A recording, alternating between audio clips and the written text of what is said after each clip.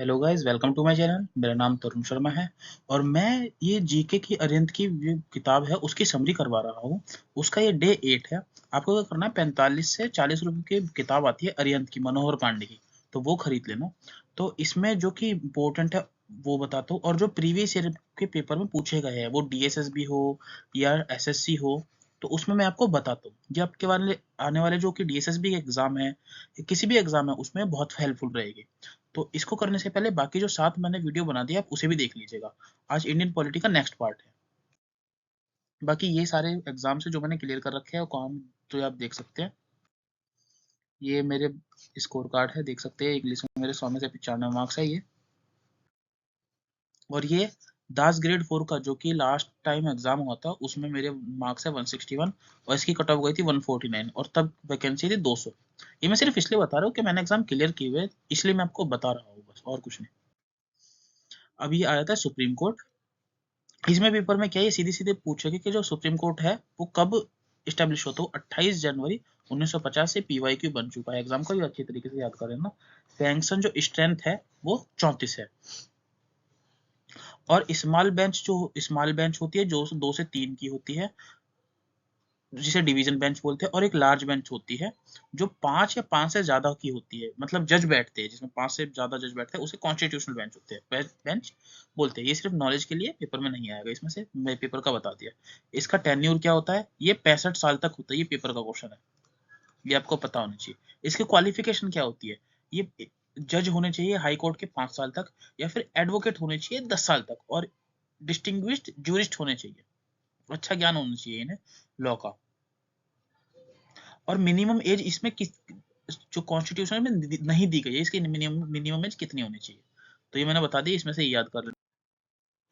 अब आर्टिकल याद कर लो जो कि एग्जाम में पूछे जाते हैं और इम्पोर्टेंट है। तो आप इस तरीके से याद कर लो। सबसे पहले तो सुप्रीम कोर्ट का आर्टिकल याद करो। तो सुप्रीम कोर्ट में सार्क की सीट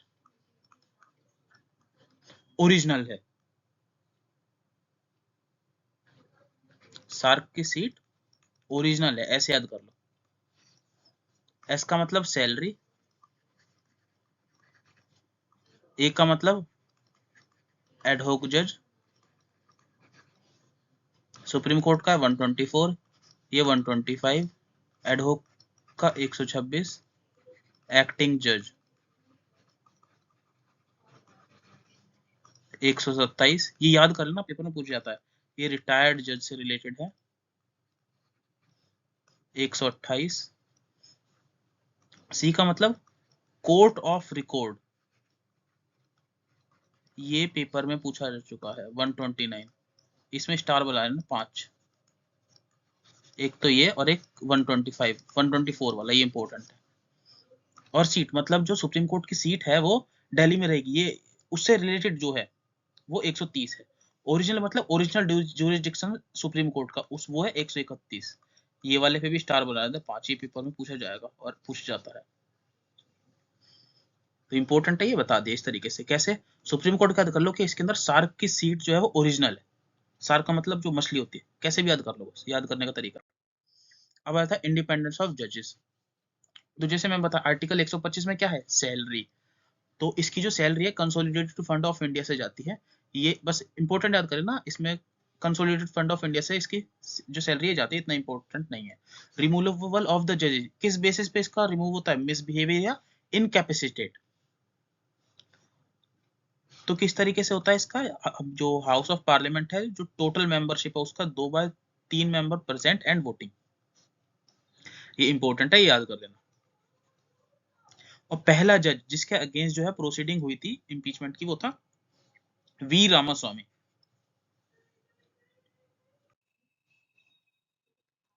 बाकी अभी ज्यूरिडिक्शन है, मतलब जो सुप्रीम कोर्ट का है वो किस तरीके का इसके ज्यूरिडिक्शन है। 4 तरीके के होते हैं, एक ओरिजिनल, एपिलेट, एडवाइजरी और रिट ज्यूरिडिक्शन। ओरिजिनल का मतलब होता है कुछ ऐसे केस जिसमें सिर्फ और सिर्फ सुप्रीम कोर्ट अपना फैसला लेगा, सिर्फ और सिर्फ सुप्रीम कोर्ट।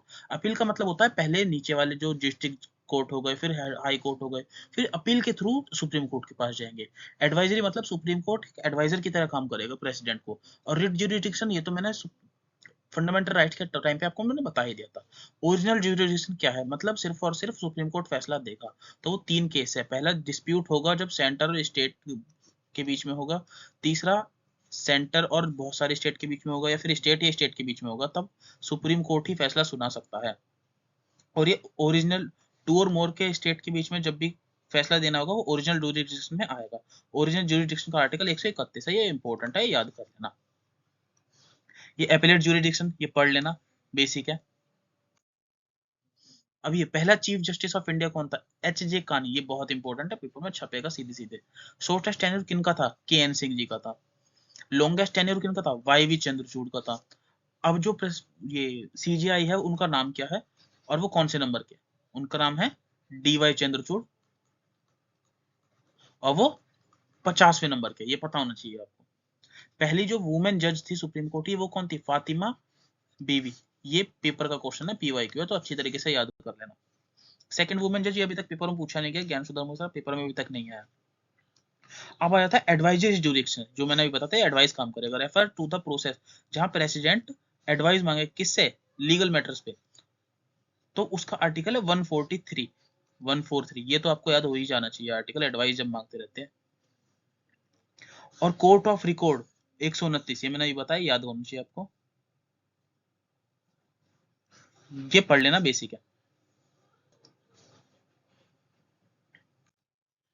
अब आता है controller and auditor general, article 148 से 151। सीधे सीधे पेपर में पूछेगा क्या का आर्टिकल बताओ, तो वो है 148।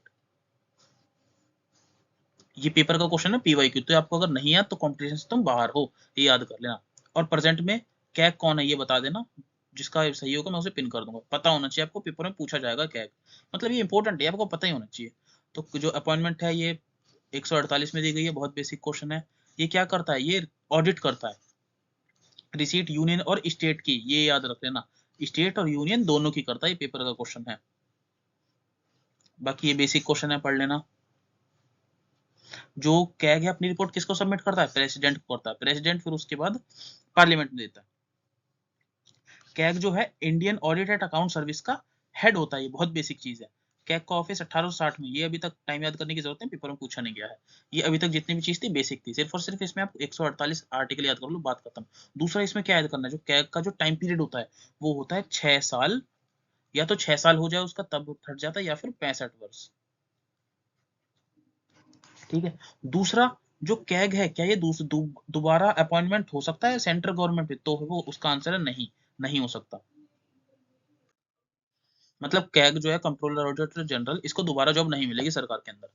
पहला कैग कौन था? वी नाराहरी राव। ये इतना इंपॉर्टेंट नहीं, लेकिन फर्स्ट है तो ये इंपॉर्टेंट बन गया है, इसलिए याद रखना, पेपर में अभी तक तो पूछा नहीं गया। और कैग को किस तरीके से हटाया जा सकता है? जैसे सुप्रीम कोर्ट के जज को हटाया जाता था, इंपॉर्टेंट है। इसकी सैलरी जो है कंसोलिडेटेड फंड ऑफ इंडिया से जाती है, ये बेसिक चीजें पढ़ लेना। ये CAG is not eligible for further office, ये इंपॉर्टेंट है, स्टार मार्क कर लेना। अब आता है अटॉर्नी जनरल, इसका आर्टिकल है 76। अगर नहीं याद है तो कंपटीशन से बाहर हो तुम सीधे सीधे। अटॉर्नी जनरल सीधे सीधे क्वेश्चन ये बनता है, ये पेपर का क्वेश्चन हर बार बनता है क्या, कि हाईएस्ट लॉ ऑफिसर कौन है? बहुत से सुप्रीम कोर्ट को कुछ लगा देते, लेकिन नहीं, हाईएस्ट लॉ ऑफिसर जो है वो अटॉर्नी जनरल है, ये पता होना चाहिए आपको, जिसका आर्टिकल 76 है। पहला अटॉर्नी जनरल एमसी स्टेवर्ट था, ये पता होना चाहिए। और प्रेजेंट का कौन है ये भी आपको पता होना चाहिए, प्रेजेंट वाला। इसके अंदर ये जो है गलत लिखा हो 15 नंबर का, अब 16वें नंबर का है आर वेंकट रमनी, ये पता होना चाहिए। जैसे एटोर, इसमें आर का साउंड आ रहा है तो आर, इस तरीके से ऑप्शन में आप टिक कर सकते हैं, आर वेंकट रमनी। और इसकी क्वालिफाई क्या है? सुप्रीम कोर्ट के जज की इसकी क्वालिफिकेशन होती है, ये याद कर लेना। दूसरा अटॉर्नी जनरल जो है पार्लियामेंट की प्रोसीडिंग्स जो होती है उसमें भाग ले सकता है, लेकिन बिना किसी वोट के, तो ये आर्टिकल 88 में दिया हुआ है, ये पढ़ लेना। जैसे जैसे 3 सरल, ये मैंने पहले ही बताया था, स से संसद, र से राज्यसभा, ल से लोकसभा, 79 आर्टिकल, ये 80 और ये 81, ये आपको पता होना चाहिए। 88 में ये वाला अटॉर्नी जनरल वाला दिया है, ये याद कर लेना। अब आ जाता है पार्ट 4। तो इसमें गवर्नर दे रखा है, गवर्नर का आर्टिकल होता है 153। ये अगर आपको नहीं पता तो कंपटीशन से आप सीधे सीधे बाहर हो, पता होना चाहिए। गवर्नर क्या होता है? कॉन्स्टिट्यूशनल हेड होता है किसका? स्टेट का। और सेम गवर्नर जो है वो एक्ट कर सकता है मोर देन वन स्टेट, मतलब एक गवर्नर किसी दो स्टेट के भी हो सकते हैं। ये कौन से अमेंडमेंट एक्ट से जोड़ा गया? ये 7th अमेंडमेंट एक्ट ऑफ 1970 1956 में जो 7वां अमेंडमेंट एक्ट हुआ था। और ये 7th अमेंडमेंट एक्ट है, ये पेपर का क्वेश्चन है, तो अच्छी तरीके से याद कर लेना इसे। गवर्नर को जो अपॉइंट करता है वो प्रेसिडेंट करता है, आर्टिकल 155 है, याद होना चाहिए, बहुत इंपॉर्टेंट है। और 156 में है कि जो गवर्नर है वो तब तक है जब तक प्रेसिडेंट चाह रहा है, जब तक अगर प्रेसिडेंट नहीं चाहेगा तो उसे हटा सकता है, तो वो आर्टिकल 156 में इंपॉर्टेंट है।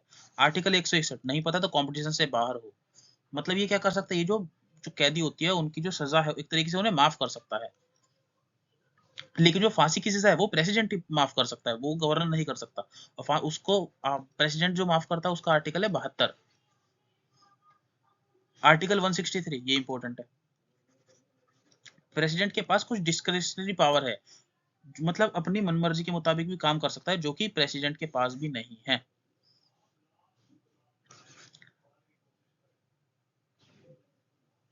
एक ही आर्टिकल इंपॉर्टेंट है 213, ये बहुत इंपॉर्टेंट आर्टिकल है, जो कि गवर्नर है ऑर्डिनेंस जो है एक तरीके से कानून पारित कर सकता है, जब संसद जो है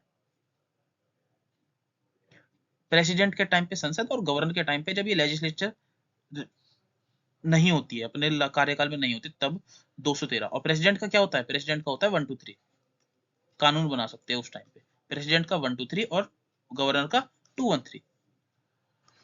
ये आर्टिकल 171 ये इंपॉर्टेंट है, पढ़ लेना, इंपॉर्टेंट है बहुत, खुद पढ़ना। अब आ जाती है इसकी क्वालिफिकेशन, मेन ये है 35 साल कि गवर्नर और प्रेसिडेंट के लिए 35 साल एज होनी चाहिए। दोबारा बताता हूँ, सही से देख लो, प्रेसिडेंट या गवर्नर के लिए 35, लोकसभा के लिए 25 और राज्यसभा के लिए 30। ये बेसिक चीजें पढ़ लो। अब आता है स्टेट लेजिस्लेचर, आर्टिकल 163 याद कर लेना। 165 वाला अगर नहीं पता तो कंपटीशन से बाहर, advocate general of state 165, basic question है, पता होना चाहिए। आर्टिकल 109 पढ़ लेना। अब आ जाता है बहुत सारी स्टेट है जिसके पास लेजिस्लेटिव काउंसिल भी होती है, तो वो कौन सी है? वो है कबूतम, कर्नाटका, आंध्र प्रदेश, बिहार, उत्तर प्रदेश, तेलंगाना, महाराष्ट्र, ये याद कर लेना। अब आ जाता है लेजिस्लेटिव असेंबली के बारे में, तो लेजिस्लेटिव असेंबली में ये पेपर का क्वेश्चन है, जो मेंबर होते हैं लेजिस्लेटिव असेंबली, वो 60 से लेके 500 तक मेंबर हो सकते हैं। पेपर में पूछे थे कि कम से कम कितने मेंबर हो सकते हैं, वो 60 हो सकते हैं। पीवाईक्यू बन चुका है, पेपर का क्वेश्चन है, याद होना चाहिए। और लेकिन कुछ स्टेट है जहाँ पे 60 से भी कम है, तो ये स्टेट है, पेपर में ये पूछा नहीं कि बस नॉर्मल नजर मार देना। अब आ जाती है लेजिस्लेटिव काउंसिल, तो लेजिस्लेटिव काउंसिल है वो 1/3 हो सकती है किसकी? लेजिस्लेटिव असेंबली की, या फिर कम से कम 40 हो सकती है, इतनी। तो ये पेपर का क्वेश्चन है, कम से कम कितने हो सकते हैं? 1/3, कम से कम नहीं, मतलब 1/3 ही होती है। The maximum strength, you know, the maximum strength of the council is 1/3 of the total strength of the legislative assembly। ये पेपर का क्वेश्चन है, और ये 40 वाला भी पेपर का क्वेश्चन है। अब आता है हाई कोर्ट। हाई कोर्ट का आर्टिकल होता है 214 से 232, ये पीवाईक्यू बन चुका है, आपको याद होना चाहिए। और जो सबसे पहला हाई कोर्ट था वो 1862 वाला था, कैलकाटा का, और ओल्डेस्ट भी वही है। और फिलहाल as of now 25 high court है इंडिया में, ये बेसिक क्वेश्चन है, पता होना चाहिए। अब रहता है पंचायती राज। पंचायती राज का जो आर्टिकल है 243 से 243 ओ है, ये पीवाईक्यू बन चुका है, अगर ये नहीं याद है तो कॉम्पिटिशन से बाहर हो। पंचायती राज कब जोड़ा गया था? ये आपको पता होना चाहिए था, 73rd अमेंडमेंट एक्ट ऑफ 1992। सबसे पहले कहां पर ये पंचायती राज हुआ था? तो नागौर डिस्ट्रिक्ट ऑफ राजस्थान, जहां तक मेरे को याद आ रहा है, राजस्थान का एक डिस्ट्रिक्ट था नागौर। ये कंफर्म कर लेना एक बार, तुम्हें पता होना चाहिए। 73rd अमेंडमेंट ऑफ 1992, ये बेसिक है, पता होना चाहिए। और 3 टियर होती है इसमें, कौन सी होती है? ग्राम पंचायत, पंचायत समिति, जिला परिषद, विलेज लेवल पे, ब्लॉक लेवल पे, डिस्ट्रिक्ट लेवल। बहुत बेसिक क्वेश्चन है, आपको पता होना चाहिए। अब ये पंचायत सिस्टम हर जगह है, कहां पर नहीं है? नागालैंड, मेघालय और मिजोरम में नहीं है, पेपर में नहीं पूछा गया अभी तक फिलहाल। पंचायत सिस्टम जो है ये कहां पर हो सकता है? जहां पर 2 मिलियन, मतलब 20 लाख से पॉपुलेशन ज्यादा है, और ये 2 मिलियन वाला पेपर का क्वेश्चन है, पीवाईक्यू, ये पता होना चाहिए, बेसिक क्वेश्चन है। अब आ जाते हैं म्यूनिसिपैलिटी। म्यूनिसिपैलिटी कौन से अमेंडमेंट एक्ट से जोड़ी गई? 74वें अमेंडमेंट एक्ट ऑफ 1992। ये बेसिक चीजें पता होनी चाहिए। नगर पंचायत होती है, म्यूनिसिपल काउंसिल होती है, म्यूनिसिपल कॉर्पोरेशन होती है। बेसिक चीजें पता होनी चाहिए आपको। और इसका आर्टिकल भी 243 बी से 243 जेड जी। बाकी ये दे रखा है, आपको कुछ याद करने की जरूरत नहीं, स्किप करो स्किप करो, कोई कुछ याद करने की जरूरत नहीं है। कमेटीज एंड स्टडीज आपको सिर्फ और सिर्फ दो याद कर लें। बलवंत राय मेहता की 1957 में, जैसे अगर देखा जाए तो इसने क्या किया है, इसने 3 टियर सिस्टम दिया।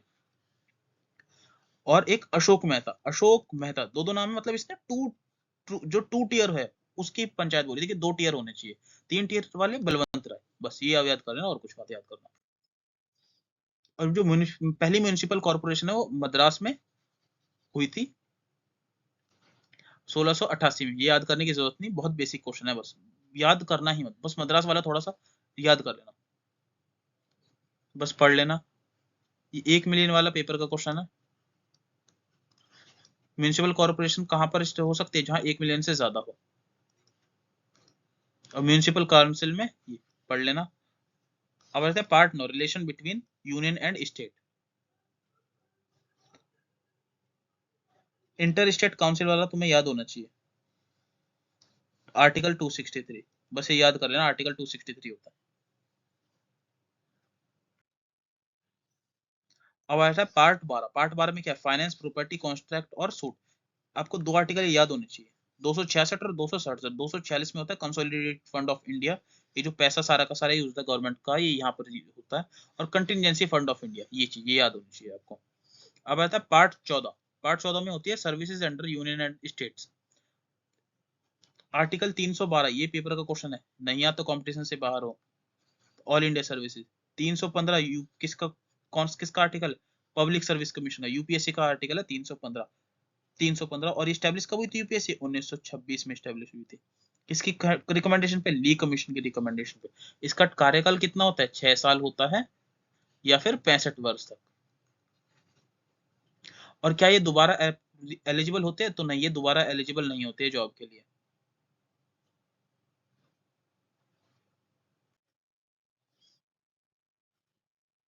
ये बेसिक चीजें पढ़ लेना, बहुत बेसिक चीजें पढ़ लेना। ये यूपीएससी का 65 होता है, और पब्लिक सर्विस कमीशन जो स्टेट वाली होती है उसका 62 होता है। फंक्शन है, पेपर वेपर लेती है, पढ़ लेना बेसिक चीजें। आर्टिकल अब आ रहा था इलेक्शन कमीशन 324 से 329। अगर ये आपको आर्टिकल नहीं याद है तो कंपटीशन से सीधे सीधे बाहर। 324 से 329 ये आपको सोते हुए भी याद होने चाहिए आर्टिकल इसके, इलेक्शन कमीशन वाला 324 से 329। तो आर्टिकल 324 में क्या है, किस इलेक्शन जो इलेक्शन कमीशन होनी चाहिए, तो ये सारी चीजें हैं। आर्टिकल 325 में क्या दे रखा है, एक सिंगल इलेक्टोरल रोल होना चाहिए, कॉन्स्टिट्यूशन नहीं होनी चाहिए, इसके बारे में बता रखा है। आर्टिकल 326 में क्या हो सकता है कि सभी को वो एक तरीके से वोट देने का अधिकार है जो कि 18 साल से बड़ा है। पॉलिटिकल पार्टीज के बारे में ये बस ये याद कर लेना, registration of the people's act 1951। बाकी ये सारी चीज जो है इंपॉर्टेंट है। जो 8 नेशनल पार्टीज है वो कौन कौन सी है, नजर मार लेना। BJP, Congress, BSP, NCP, CPI, CPMI, Trinamool Congress, national people's party, ये बस नजर मार लेना। बाकी ये सारी चीज इंपॉर्टेंट है, लेकिन पेपर में ना के बराबर पूछी जाती है, इसलिए स्किप कर सकते हो एज ऑफ नाउ। सेम चीज इंपॉर्टेंट है लेकिन पेपर में बहुत ना के बराबर पूछ रहे तो स्किप कर सकते हो। इलेक्शन कमीशन कब बनी, 25 जनवरी 1950 में बनी। इसीलिए 25 जनवरी को हम क्या मनाते हैं, मतदाता दिवस। आर्टिकल 324 ये। पहले इलेक्शन कमिश्नर कौन थे, सुकुमार सेन। ये पेपर का क्वेश्चन है, पीवाईक्यू है, याद कर लेना। ये बेसिक चीज है। अब आया था प्लानिंग कमीशन, ये कब बनी, 1950 में बनी। और एक बोर्ड था एडवाइजरी प्लानिंग बोर्ड, जिसके जो चेयरमैन थे वो केसी नियोगी थे, ये याद कर लेना। उसके बाद नीति आयोग ये बनी 1 जनवरी 2015 में। ये एग्जैक्ट डेट आपको पता होनी चाहिए, पीवाईक्यू है, रट्टे लगा लेना। नीति की फुल फॉर्म आपको याद होनी चाहिए, national institution for transforming India. ये सोते सोते भी आपको इसकी फुल फॉर्म याद होनी चाहिए, national institution for transforming India. दूसरा ये पूछते हैं क्या है, तो एक पॉलिसी थिंक टैंक है। ये एग्जैक्ट ये आपको कीवर्ड याद आएगा, थिंक टैंक। क्या है थिंक टैंक, किसका, यूनियन गवर्नमेंट का, तो ये आपको पता होना चाहिए। अभी एनडीसी, नेशनल डेवलपमेंट काउंसिल, ये जो है 1952 में बनी थी, बस इसका टाइम पीरियड याद कर लेना, इंपॉर्टेंट है। पीवाई क्यों, क्योंकि बन चुके हैं। पीएम जो है उसके हेड थे, जो नीति आयोग है उसके भी जो हेड है वो पीएम ही होते हैं। अब आता है फाइनेंस कमीशन। फाइनेंस कमीशन का आर्टिकल होता है 280। जैसे इलेक्शन कमीशन का 324 होता है ना, वैसे फाइनेंस कमीशन का 280 होता है। उसी तरीके से ये भी आपको सोते सोते भी याद होना चाहिए, आर्टिकल 280 वाला, बहुत अच्छी तरीके से। हर 5 साल में बनती है, इसका एक चेयरमैन होता है, 4 बाकी मेंबर होते हैं। फंक्शन क्या होते हैं ये आप पढ़ लेना। अब आ जाता है अमेंडमेंट ऑफ आर्टिकल। तो अमेंडमेंट जो आर्टिकल है वो 368 में आता है, ये आपको पता होना चाहिए। जो अमेंडमेंट है दो तरीके की होते हैं, एक तो सिंपल मेजोरिटी से हो जाते हैं, एक होता है सिंपल में, दूसरा होता है स्पेशल मेजोरिटी, तीसरा होता है स्पेशल मेजोरिटी, और फिर उसके बाद स्टेट से भी उसे पास करवाना होता है। तो ये पढ़ लेना। आर्टिकल इंपॉर्टेंट है 368, नहीं याद तो बेकार है।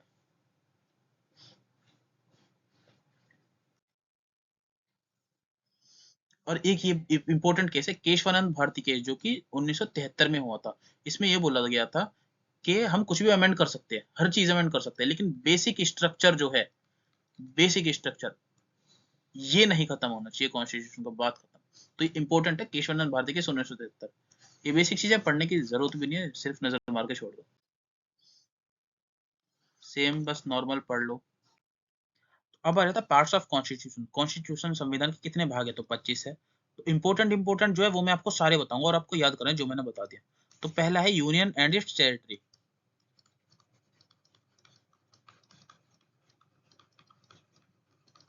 इसका आर्टिकल है 1 से लेके 4 तक, आपको याद होना चाहिए। अब आ जाता है दूसरा, अब यूनियन और उसकी टेरिटरी होगी तो लोगों को अब रहने के लोग भी चाहिए, मतलब सिटीजनशिप। इसका है 5 से 11। ये एज इट इज ये पीवाई क्यों बन चुका है कि सिटीजनशिप के आर्टिकल कौन से 5 से 11, तो ये आपको मूजबन याद होने चाहिए। अब सिटीजनशिप है तो उसके अंदर रहने के लिए लोग भी चाहिए, मतलब एफआर फंडामेंटल राइट्स कहां से कहां तक है, 12 से 35। अब फंडामेंटल राइट्स आ गए तो डीपीएसपी भी आ जाए। सबसे ज्यादा अभी तक जो इंपॉर्टेंट है ये चौथे वाला, सीधे सीधे पेपर में पूछेंगे डायरेक्टिव प्रिंसिपल जो है कौन से भाग में, 4 में। वैसे तो सारे इंपॉर्टेंट है, लेकिन ये कुछ ज्यादा, ये हर पेपर मतलब ये बहुत बार रिपीट होते हैं, जो पार्ट 4 है डीपीएसपी वाला, 36 से 51। फिर उसके बाद आता है पार्ट 5, इस चौथे का ए भी है, जिसके अंदर है फंडामेंटल ड्यूटीज, 51 का ए, ये आर्टिकल है। अब आता है भाग 5। भाग 5 में दे रखा है यूनियन। यूनियन का है 52 से 151। अब आ जाता है भाग 6, इसके अंदर दे रखा है स्टेट। इसका है आर्टिकल 152 से 237 तक। ये स्क्रीनशॉट ले लेना, ये आपको एज इट इज याद होनी चाहिए फिलहाल।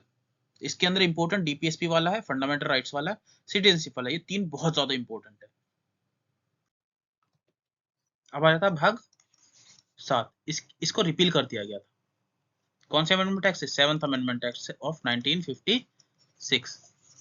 अब आ जाता है भाग 8। 8 के अंदर दे रखा है यूटी। इसका आर्टिकल कौन सा है, 239 से 241। अब आ जाता है भाग 9। भाग 9 में दे रखा है पंचायत। इसका आर्टिकल क्या है, 243। 243 इसका है, मतलब ये 242 तक है। 243 से 243 ओ। अब भाग 9 के ए है और भाग 9 का बी है। भाग ए में है म्यूनिसिपैलिटी और भाग बी है कोऑपरेटिव सोसाइटी।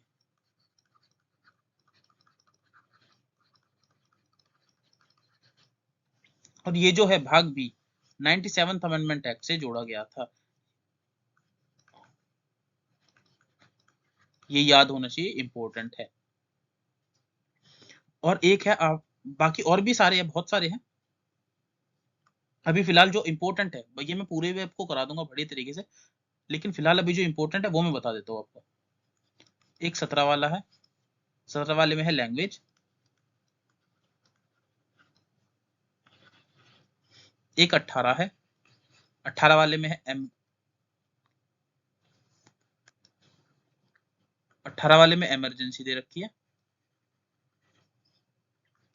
15 वाले में ईसी इलेक्शन कमीशन के बारे में दे रखा है। और बाकी इसके जो पूरे कंप्लीट है मैं आपको बता दूंगा फिलहाल किसी दूसरी वीडियो में। अभी जो इंपॉर्टेंट थे वो मैंने आपको बता दिए। अब आता है पार्लियामेंट की जो टर्म है कुछ जो कि इंपॉर्टेंट होती है, ये पेपर में नहीं आती, बस आपको नॉर्मल पता होनी चाहिए, तो पढ़ लेना। क्वेश्चन आवर क्या होती है, स्टार्ट क्वेश्चन क्या होती है, अनस्टार्ट क्या होते हैं, जीरो आवर क्या होते हैं, ये नॉर्मल बेसिक बेसिक चीज है टर्म है जो कि आपको पता होनी चाहिए। एडजॉर्नमेंट मोशन क्या होता है, calling attention, no confidence motion, ये बेसिक चीज है, पेपर में नहीं पूछी जाएगी लेकिन आपको पता होनी चाहिए। अब आता है कॉन्स्टिट्यूशनल अमेंडमेंट्स।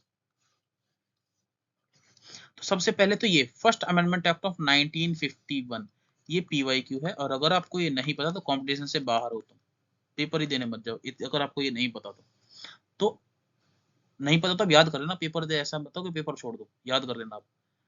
इसने जो है नवा शेड्यूल जोड़ा था पहला अमेंडमेंट एक्ट से, ठीक है। सेवंथ अमेंडमेंट एक्ट ऑफ 1956 ये मैंने आपको बता दिया है, और उसी टाइम जो है रीऑर्गेनाइजेशन स्टेट जो स्टार्ट हो गई थी, तब पहला कौन सा स्टेट था जो कि लिंग्विस्टिक भाषा के आधार पर बना था, ये आपको बताना, ये पेपर का क्वेश्चन है, बन चुका है, आपको पता होना चाहिए। अब आता है 36th अमेंडमेंट एक्ट ऑफ 1975 जब सिक्किम बना था 1975 में, ये आपको पता होना चाहिए, ये इंपॉर्टेंट है, पीवाईक्यू बन चुका। अब ये 44th अमेंडमेंट एक्ट ऑफ 1978, ये पीवाईक्यू बहुत बार बन चुका है। ये जो पहले राइट टू प्रॉपर्टी था वो फंडामेंटल राइट था, लेकिन 44वें अमेंडमेंट एक्ट ने इसे हटा दिया था और इसे लीगल राइट बना दिया था, किसमें, 300 ए में, ये पता होना चाहिए आपको, पेपर के लिए इंपॉर्टेंट है। 73rd अमेंडमेंट ये मैंने बता दिया, पीवाईक्यू है, याद होना चाहिए आपको। अब आया था 89th अमेंडमेंट एक्ट, ये इंपॉर्टेंट है, जैसे कॉन्स्टिट्यूशन में दे रखा है 38 जो है वो कमीशन है, नेशनल कमीशन फॉर एससीज है। उसके बाद 89वां अमेंडमेंट एक्ट आया था जिसने एसटी के लिए भी जो नेशनल कमीशन बना दी थी, मतलब 338 का ए, नेशनल कमीशन फॉर एसटीज, ये आ गई थी। फिर उसके बाद एक आया 102, तो उसमें 338 का बी जोड़ दिया, नेशनल कमीशन फॉर ओबीसी को ऐड कर दिया गया था। ये कब किया था, ये 102 वाले जो अमेंडमेंट एक्ट आया था उससे हुआ था। ये आपको एसटी याद होनी चाहिए, पता होना चाहिए, बेसिक बेसिक चीज है।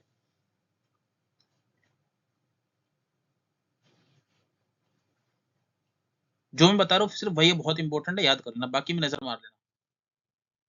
ये 97th एक्ट ये मैंने अभी बताया, 43 का बी जोड़ा गया और पार्ट बी जोड़ा गया, इंपॉर्टेंट है, पीवाईक्यू बन चुका, याद कर लेना।